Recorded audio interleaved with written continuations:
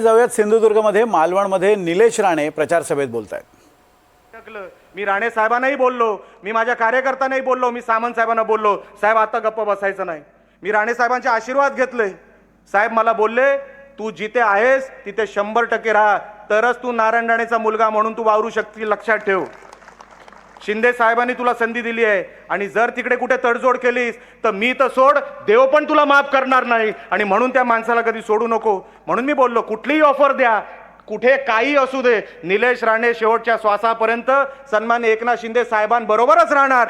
उद्या काही जरी नाही मिळालं, कुठेही नाही, जरी कुठे काय मी गेलो, घरात जरी बसलो, मी तर पत्रकारांना पण सांगितलं की साहेब जर कुठे पीए कमी पडत असेल ना तर मी साहेबांचा पीए बनायलाही तयार आहे, लक्षात ठेवा। त्याच्यात कमीपणा नाही। अहो मला परत प्रवाहामध्ये आणलं नाही, मला जिवंत केलं। हे उपकार मी कुठे जाऊन फेडायचे? मला ह्या मतदारसंघाच्या मतदारांनी परत जिवंत केलं। हे उपकार मी कुठे जाऊन फेडू? तुम्ही माझ्या घराला काय नाही दिलं? एक मुख्यमंत्री पद दिलं, केंद्रीय पद दिलं, घरात 3-3 पदं दिली। या मतदारसंघातल्या सगळ्या मतदारांना, या जिल्ह्यातल्या सगळ्या मतदारांना जेवढं मी हात जोडून नतमस्तक झालो ना तेवढं कमी आहे मला असं वाटतं। किती जरी मानाचे मुजरे तुमच्या समोर केले, कारण का सिंधुदुर्ग नसता तर राणे कुठे होते? काय ओळख होती राणेंची? कुठे गेलो असतो आम्ही?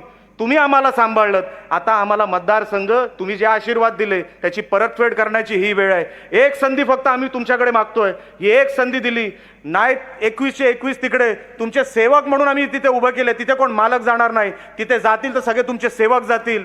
तुमच्यासाठी कधीही तुम्हाला खिशात हात घालावा लागणार नाही।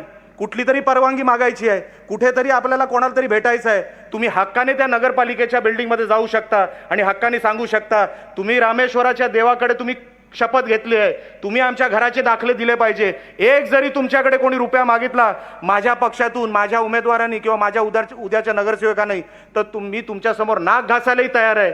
पण माझा एकही उमेदवार, माझा एकही म्हणजे शिवसेनेचे एकही उमेदवार, शिवसेनेचा एकही नगरसेवक तिथे निवडून गेल्यानंतर तुमच्या समोर किंवा तुमच्या खिशाला हात लागेल असा माझा नगरसेवक, आमच्या शिवसेनेचा नगरसेवक करणार नाही, हे तुम्हाला आज या व्यासपीठावरून शब्द देतो।